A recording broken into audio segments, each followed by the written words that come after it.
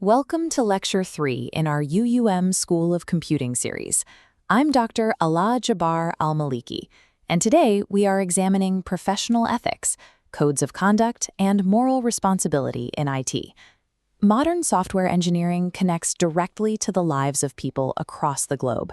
Technical choices made at a single workstation ripple outward, impacting the security and privacy of millions of users. A single oversight in access controls or encryption can trigger a cascading failure, compromising an entire system and exposing highly sensitive information to malicious actors. To prevent these system-wide failures, we rely on professional ethics. These are the strict standards and principles that guide your behavior, ensuring that the systems you build remain secure, confidential, and trustworthy. The most straightforward example of this is a system administrator. They have the technical clearance to access private user directories, but moral responsibility dictates they choose to leave that data alone unless explicitly authorized. Following the rules when everything is working perfectly is easy. The true challenge emerges when the correct path is obscured by conflicting interests, which requires a highly structured framework to navigate. Looking at this split-screen diagram, we distinguish between two guidelines. A code of ethics acts like a compass. The ACM or IEEE provide broad principles like honesty, integrity, and privacy protection. A code of conduct translates those principles into specific, enforceable rules for daily behavior. These guidelines support the accountability triangle. Professional behavior rests on three distinct pillars: legal liability, moral responsibility, and accountability. Legal liability deals strictly with the law. When Facebook failed to protect its users' data, the resulting negligence led to massive financial penalties and regulatory sanctions. Moral responsibility evaluates the ethical obligation. In the Volkswagen emissions scandal, engineers wrote software specifically to falsify emissions tests. That was an intentional deception that severely violated public trust. Finally, accountability means being answerable for an action. If an employee abuses their internal access to leak confidential data, they must explain that specific breach of trust to their stakeholders. An action might entirely comply with current laws while still violating ethical norms. As an IT professional, you are responsible for bridging the gap between what is strictly legal and what is morally correct.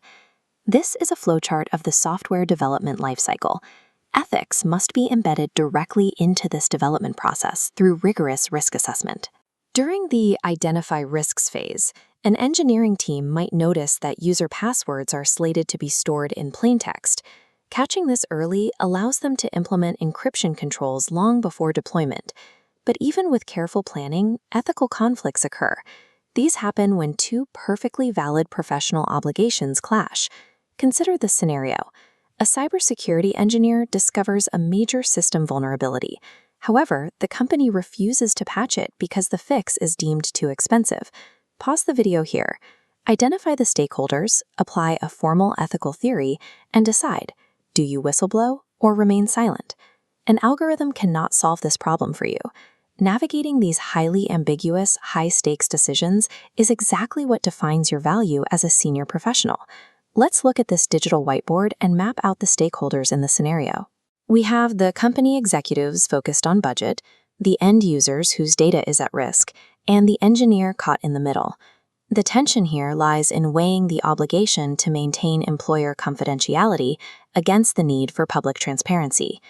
The ACM and IEEE codes of ethics provide a clear directive. They mandate that a professional must avoid harm to the public. In this scenario, public safety supersedes corporate financial loyalty.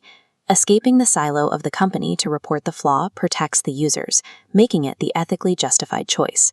However, taking that step brings substantial personal and professional risks that the engineer must carefully manage.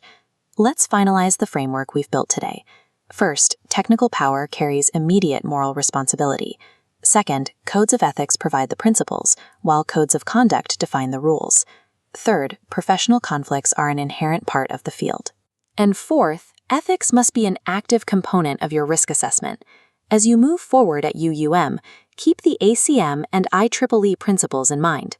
Your technical mastery is most effective when it is guided by the integrity to protect the public and prioritize safety in every system you build.